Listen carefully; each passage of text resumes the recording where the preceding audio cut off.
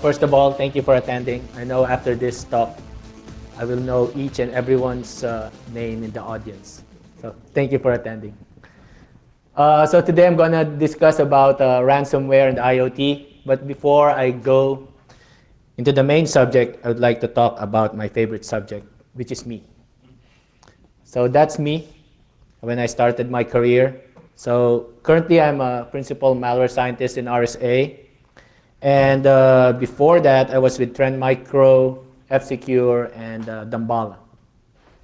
And you can also follow me at Twitter. So if you have questions, feel free to hit me up at Twitter. If it's an easy question to answer, I'll answer immediately. If it's hard, eventually I'll answer it. And I have 2 kids, and I want them to go to college, and we all know that college is expensive.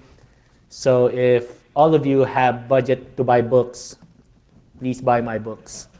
So these are the 2 books I wrote: Malware Rootkits and Botnets, Advanced Malware Analysis. And I also co-authored 1 book, Hacking Exposed Malware and Rootkits. So all proceeds go to my 2 kids' 529 college fund. If you want to buy 10 pieces each, since it's Christmas, give it to all your family, please do so. If you have family that has insomnia, this would help them a lot. All right, so one thing I learned throughout my career, every time I give a talk, is that if I do it in a way like telling a story, people will get engaged. So I tried this on my kids. They fell asleep. So I hope it would have the reverse effect on you guys after I finish my talk. So I invented this character. I call him Sam. So one day, he got an email at work. So he was checking, and he said, you know what? This email looks very suspicious. This is what the email looks like. So if you're familiar with the emails used by attackers, this is one that is powered by Nemocod. Actually, Nemocod, if you look at it, it's like document without the T, just spelled backwards. So since Sam attended this very sophisticated, high-tech, and very expensive training, he said, you know what? This seems like a very suspicious email to me. So he said, you know, and it says here it's an invoice, but then when he opened the attachment looks something like this. So it's not a PDF file, it's not a document file, instead it's an HTA file. And instead of containing an invoice, when you open it as a text file, this is what you will see. So what is an HTA file? It's an HTML executable file introduced in 1999 along with Internet Explorer 5. I was born in 1999. Obviously, you can see from the way I look. And it's executed via mshta.exe. And so what Sam did is that he examined the HTA file very, very carefully. And this is what he saw. From here, you could actually see at the bottom of the HTA file, you see certain variables. And one of the variables there says tracks CTRA X key. So this tells us that possible characters there are the XOR key for whatever this HTA file is going to download on your machine. Now the thing about HTA files, from what I've seen so far, is that when you go to the bottom of it, there's so much juicy information, and this is just one of them. And from here, Sam was saying, you know what, I'll take note of this XOR key for later. So he did, he copied it, put it in a text file, and kept the XOR key. And he wanted to know what the HTA file does. So what he did is that it's possible that what he learned from his training, that most of these infection vectors, especially email infection vectors, they're just the first stage. After you open the attachment, it would download something on your machine. So he wants to find out what it was. So I've discovered this using trial and error. So it would seem so easy when I explain it now. but it took me weeks to actually figure it out. So, oh, not me, sorry, Sam. Sam figured it out. So, you just go at the bottom of most HTA files, and then you just copy paste or copy one of the function call there. Like on the if statement, what Sam did is that he copied one of the function calls there, and then he searched it throughout the HTA file. And then once you find it, you'll know that it's really a function call. And then in that function call, you would look at the variables that's in that function call. So why is it located at the bottom?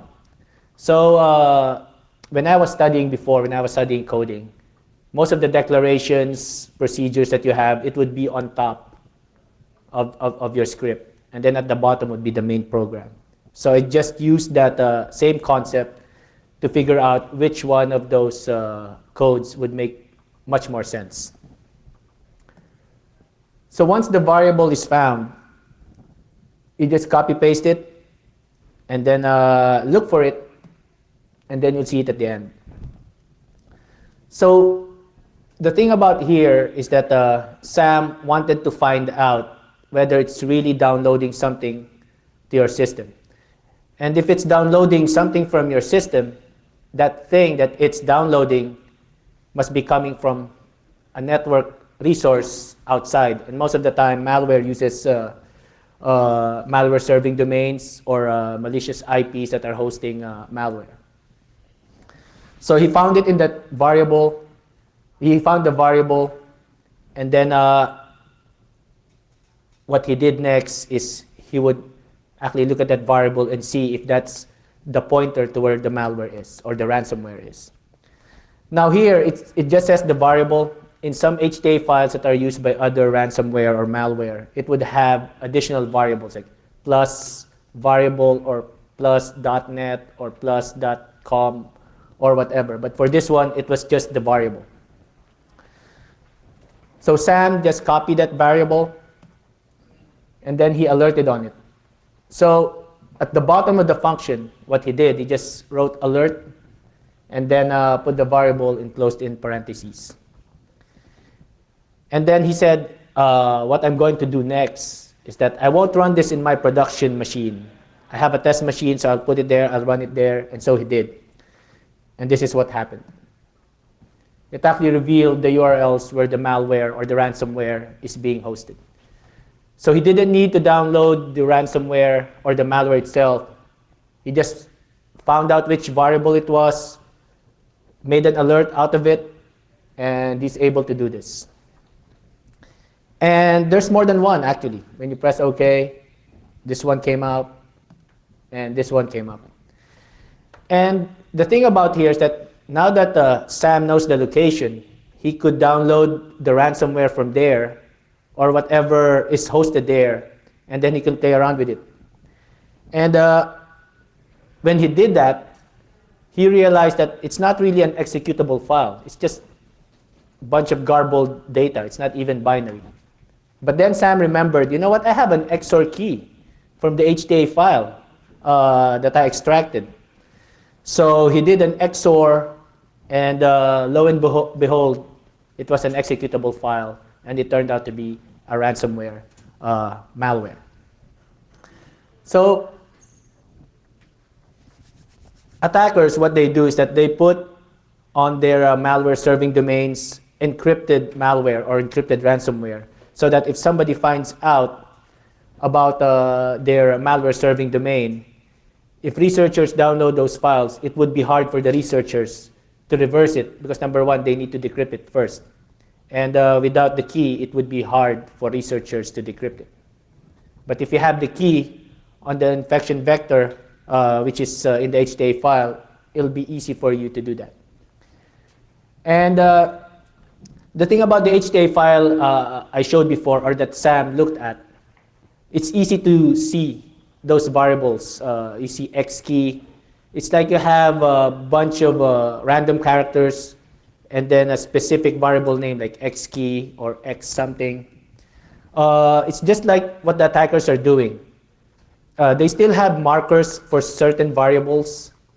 But then after I wrote a blog about this, after a couple of days or a couple of weeks, what happens is that it disappeared. It's just random variables. So more time for trial and error. And what they do here is that most HTA files that I've seen so far is that it's constructed the same way. It's just the variables are different. So it's just like when you're in college, you have a coding assignment, and then you don't have any time to do it because you went out partying the night before. So you have to submit something. So you ask your friends, hey, can you send me your code? I'll make sure I change the variables so our professor won't even notice. That's why when copy-paste was invented in Word, not WordStar, it was really, really very helpful for people like not myself, that copy code from your classmates and then you just change the variable. And then you ended up having higher grades than the original script because you were able to name your variables in a very complicated way. So Sam was so curious, he said, you know what? I'll let this run and see what happens in the host. So what happens in the host is what's expected. So it downloads the encrypted file and put it in the temp folder. And then after that happens, it decrypts it, writes it to a DLL and an executable file, an exe file. And he realized, yeah, it's how I expected it to be. And the thing about here is that most of the malware that are downloaded are put in a temp folder first and not in their proper location because decryption has to happen first. So I wrote a blog about it, how decryption happens using the XOR key in an HTA file. So he was so happy and he said, you know what? This is so easy. Lots of people got infected with this and I was able to solve it. And I think my boss would be happy that the SANS training that he had me go to is well worth it. Because I'm able to figure this out, I'm able to provide information to my colleagues and even to our SOC. So he was so happy. And Sam, being a millennial like me, whatever he did didn't happen unless he posted in social media, right? So he has to post it in social media. So he did. So he logged into his FB account and saw a message from one of his friends. By the way, this is this part of my presentation. This research was not done by me. It was done by Bart Blaze. He was the one who discovered this attack. So Sam logged into his Facebook page, and he saw this. Like his friend sent him a file, and then he opened the file, and this is what he saw. So it brought him to a fake YouTube page and asking him to download an extension. So when you look at the extension, it just says this. And of course, for us that are in the security field, it's already a red flag saying, you know what, this doesn't seem legitimate. Even the URL of YouTube is not youtube.com, it's something else. So what he did is that before doing anything else here, he said, I'll examine this SVG file that my friend sent to me.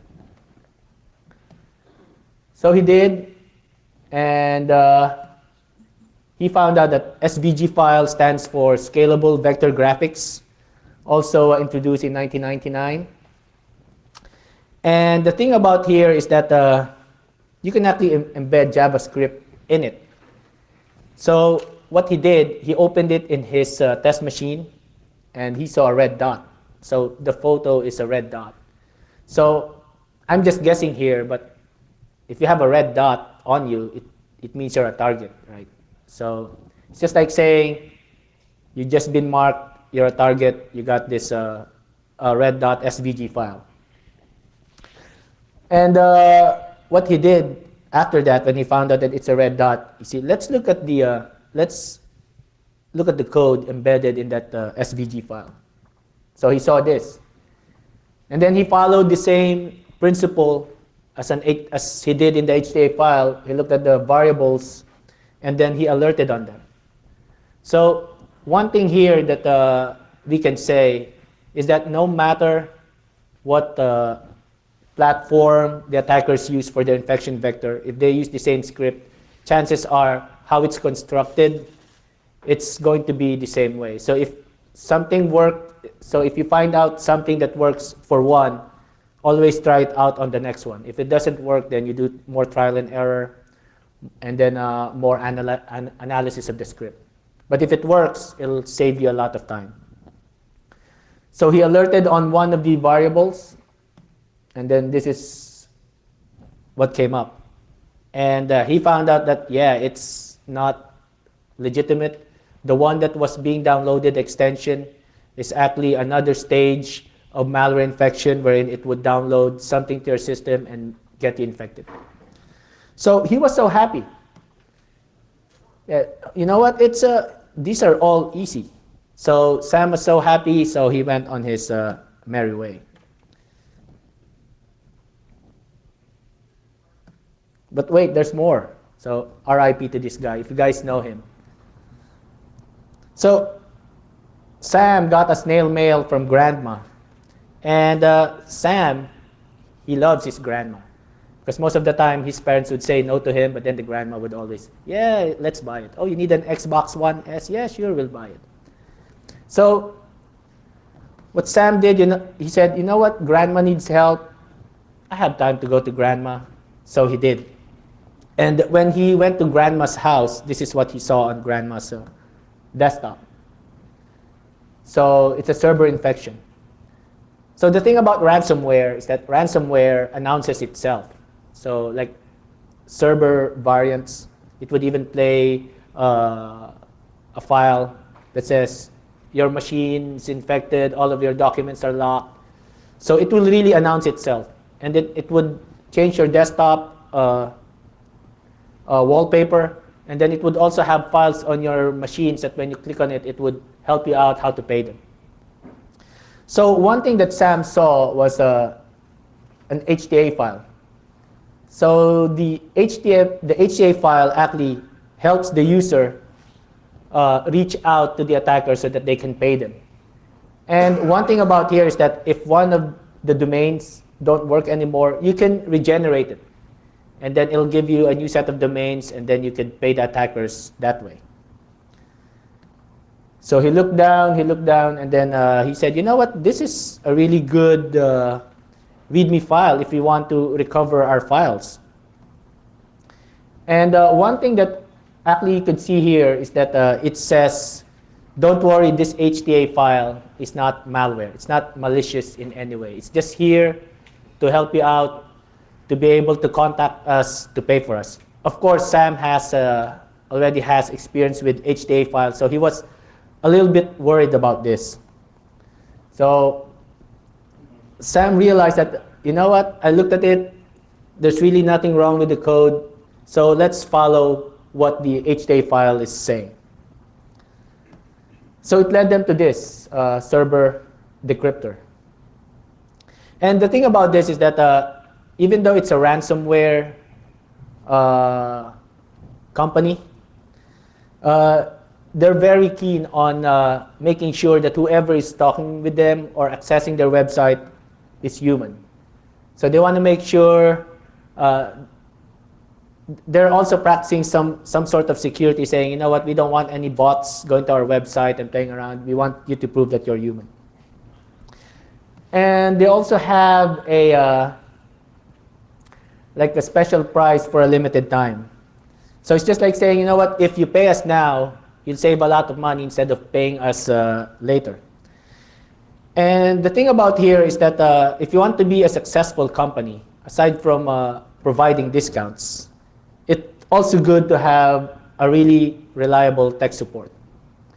So if ever you get victimized, I won't tell you what happened, but try this out on your machine and compare it to the tech support compared to your cable tech support or your mobile cell phone tech support.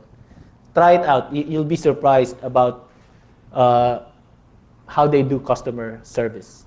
So instead of you waiting like half an hour to an hour talking to a real person, or chatting with somebody from your cable company, they're actually really, really quick.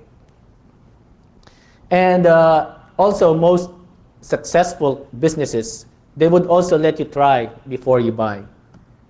It's just like a drug. Right? Here, have a taste. And then if it works, you can pay me more, and then I'll provide the same service to you. So the thing about here is that it gives you the chance to try it, but only one file. So if you have like millions of files in your machine and got encrypted, and you only need one file, you're lucky because you could just decrypt it for free. Which is what happened to Grandma. Because Grandma actually only has one file on her machine. She only has one picture in her machine. So how many of us visited our grandparents' house, and then you go there, you open the door, you see tons of pictures on the fireplace mantle, tons of pictures on the stairs going up to their bedroom, tons of pictures on the walls. So it's the same thing in Grandma's house. Most of the pictures are printed, except for this one, which is on her desktop.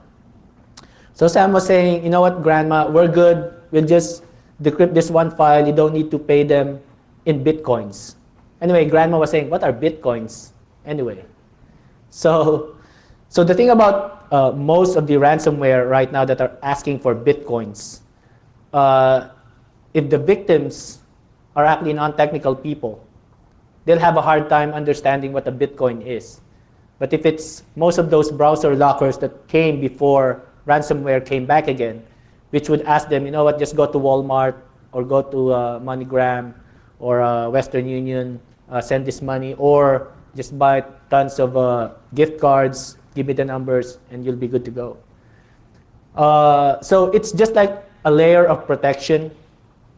This is just my opinion. If your non-technical relatives become victims of this, they would have a hard time paying because they won't understand what the Bitcoin is. But if attackers would ask them for gift cards that they have easy access to, then that's more worrisome because they could just go to Walmart, buy them, and pay them immediately.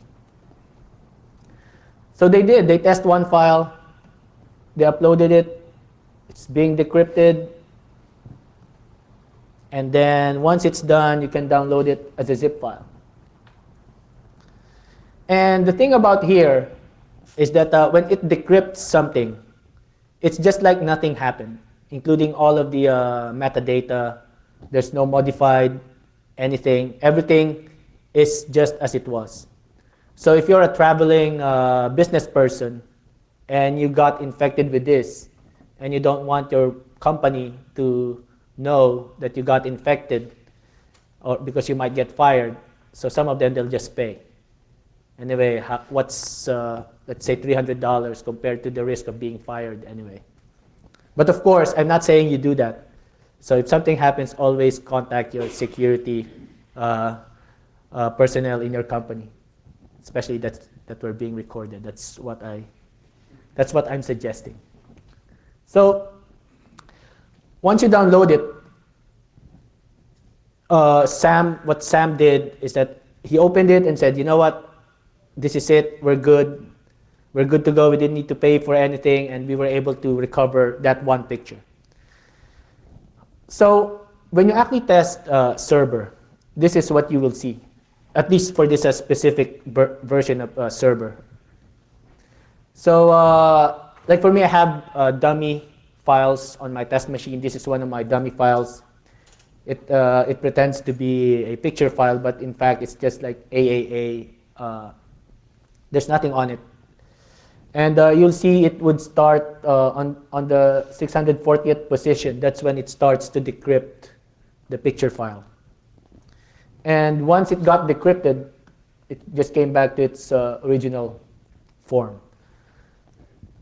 So if you're going to test something, if you have a test machine, if you like to tinker with malware, it's also good to have like dummy files or bait files in your machine in different locations. Especially if you're dealing with information stealers. It's always good to have like fake sales reports, customer lists in your documents folder. And also your browser should have activities or cookies that, let's say, visiting websites that have interest when it comes to sales or profits or business. So Sam was saying, Grandma, I'm just curious, what's this one picture that you have in your machine that you don't want to put on your wall? So they opened it, and this is what they saw. So they love to take pictures with their pussy cat, grandma and grandpa. So, and words of advice. Like for us, this is common sense. But if, like for me, if I talk to my non-technical relatives, I have to remind them over and over again. And for me, every time I visit them, it's good for me because I get to see new malware on their system.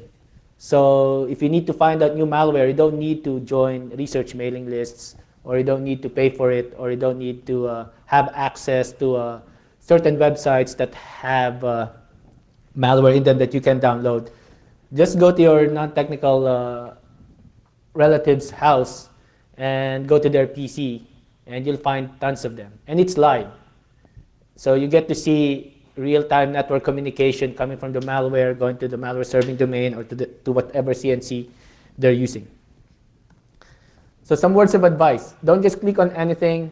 If it's too good to be true, chances are it's not. So how many of you guys got a text message from your aunt or uncle saying, hey, you know what, that trip you're planning to Hawaii, don't worry about it, I'll pay for it. I just met this Nigerian prince, and I gave him $5,000, and I'm just waiting for $500,000 to be wired to my account. So don't worry about that trip. So it sounds funny to us, but in fact, there's so many people that are getting victimized because of this. And especially now that phishing is becoming popular again. Lots of old people are getting victimized by IRS scams, where you would get a call from the IRS and saying, hey, you haven't paid your taxes, for this to go away, just buy a gift card from this store, and then call this number and then provide this. There's actually this guy, I saw it in one of the social medias, wherein he actually talked to one of these IRS scammers. I forgot, but just Google it, you'll see it. It's a very interesting video, the way he talked to them. And backup regularly. Like for me, I have an offline backup, and I also have online storage. So especially when it comes to pictures. If you have kids, you know what I'm talking about. Those pictures, videos are priceless. So just pay for $50 worth of online backup for a year and do offline backup, and you'll be golden. So Sam was saying, you know what? I solved problems in my work. I was able to help grandma. And he said, you know what? It's late. I need to go home. I need to sleep. Anyway, my girlfriend is just coming off from her night shift. So he decided to just go home to Netflix and chill with his girlfriend. But then, of course, you cannot chill without watching Netflix first. So what he did is he tried to log into his Netflix. But then Sam got frustrated. He said, how can we chill without Netflix? My Netflix is not working. It's unreachable. So he said, you know what? Let's forget Netflix. Let's just listen to music. Let's go to SoundCloud. But still, it's not working. And then he said, I know I paid for all my services. So he logged into his PayPal account, and then he said, I also can't reach my PayPal. So he was so mad, and he said, I'm going to complain about this. So he tried to log into his Twitter account, but then his Twitter account was also unreachable. And then he realized throughout the day that there was a DDoS attack going on, and it was caused by a Mirai botnet. By the way, a credit to the image from Hackread. They did this image. I just captured it from their website. It's cool, right? I wish I could have thought about this. So, what is Mirai? So it's a malware that infects IoT devices and for the purpose of using them for DDoS attacks. But of course, once you're in an IoT device, you can do whatever you like from there, not just use it for DDoS attacks. And it spreads by scanning IP addresses. And when it comes to scanning IP addresses, it actually excludes IP ranges from this company. Now, I'm not so sure why, but I could understand they don't want to scan DoD's IP addresses because it might cause a red flag and they might investigate them. But I'm not so sure why other companies have been excluded. And it uses a remote CNC to determine its DDoS target. So the thing about Mirai is that the code is already public. So it actually saved me time on reversing it. So every time a code becomes public, it's a double-edged sword because number one, it helps us researchers. It saves us time. Instead of reversing it, you have the code there in English and you could already understand it. But then, of course, attackers can take it, modify it, make it better, and then release something much more complicated and even much more dangerous than the previous generation. So this is the IP address exception list. So if I was an attacker and I want to modify this, I could just change some of the fields there, add more IP addresses, or remove some of the IP addresses. So how does the attack work? So once it finds vulnerable IoT devices, it brute forces its way into accessing it via a list of common used passwords. So I remember before, when I was younger, there was this movie called Hackers. I think it was 97, 98. And the guy there, what was his name? Fisher Stevens, if you guys remember him. So in that movie, he said, I created a memo about common use passwords. And if I remember correctly, there were only 3 common used passwords during that time. One was God, sex, I forgot the other one. And just a side note about Fisher Stevens, he actually fooled me. So one of my favorite movies is Short Circuit. So in Short Circuit, he played an Indian guy there. So when I first saw him, I thought he was a legitimate Indian guy. And then when I saw him in Hackers, he wasn't. So that tells me that he's a really good actor. He could play different roles, not only different roles, but also different nationalities. And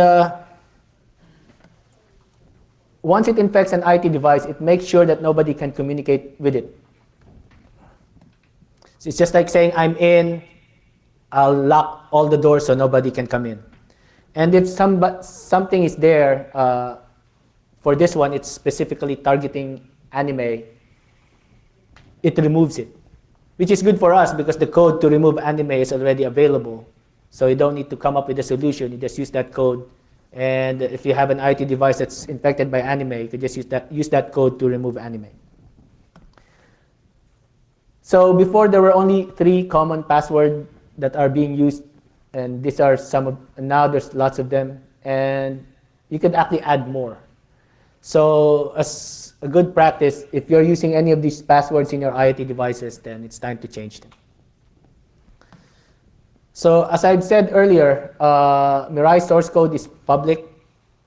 So it's released by Senpai, Anna Senpai. So I think they have some sort of fascination with Japanese culture.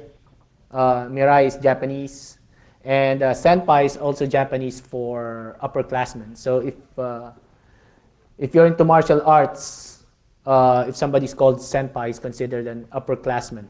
I think second only to Sensei. So Sensei, if you're able to teach and you pass all of the requirements, then you become a Sensei. And so somebody took that code and then attacked Dyn. So what is Dyn? So it's headquartered in New Hampshire. It's an internet infrastructure company. So the first wave started at 7 a.m. second wave around noon, third wave around 4 p.m. And Dyn was the one, because of most of the services that utilized Dyn, they were affected and they were not reachable during this time, 7 a.m., noon, and 4 p.m. So they were flooded by requests from millions of IP addresses. So for example, if your IoT device needs to check in to their legitimate location or destination, instead of doing that, they were actually flooding Dyn with requests. So just like a typical DDoS attack, they were down from 7 a.m., noon, and then 4 p.m. So actually DDoS, it's a very fun thing to do. But since we're being recorded, don't do it. So if you guys remember Windows NT, NT Workstation, if you want to mess up one of your office mates, you just open a command line. I think the command is net send, and then to that person's machine. And then just do it on a loop, and then it will continue to send that message.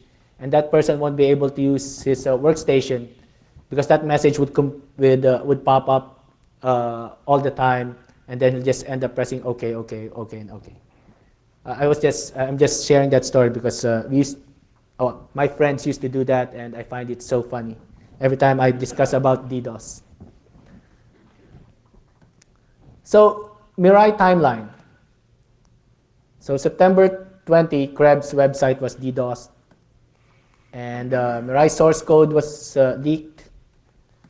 Dyn was DDoSed 20 days after. So I'm just guessing. I'm not so sure if this really happened, but I'm just guessing. Probably somebody took that code. They had like 2.5 weeks to modify it, and then they use it to DDoS Dyn. And then a month after that, Oracle bought Dyn. So if you get DDoS, chances are you'll get bought, and if you're an employee at that company, your stocks in that company would soar. So there's no such thing as bad breach, right? That's just a joke, by the way, if you're watching this. And Krebs identified the alleged Mirai author. That was January 17, 2017. So securing your IoT devices. So like for me, I travel a lot. I speak at different conferences. So it's good to have, to see your house using your cameras and all, see your kids, see your pets. And I too, sometimes, I'm too lazy in changing my passwords. I just want it to work. And I always say, nobody would be interested. But then, of course, if you really think about it, you're opening yourself up to being breached. If you guys are familiar with Shodan, you could actually find devices on the net that are vulnerable. So if you're not, after this talk, just Google Shodan. And I think they still offer free services. So change default username and password. So if you only need to access it using one device, just make sure it's only that device that can access it. And US CERT came up with this advisory. So I won't read them all, but you can find them once I share my slide after this talk. So it's all there. Like for me, I really don't like reading from presentations. Because when I was a student, when my professors read something like that, I just end up sleeping anyway. So Sam realized that, you know what, I haven't been doing this. So I'm probably also to blame. That's why I wasn't able to Netflix and chill. So he told his girlfriend, you know what, let me do this.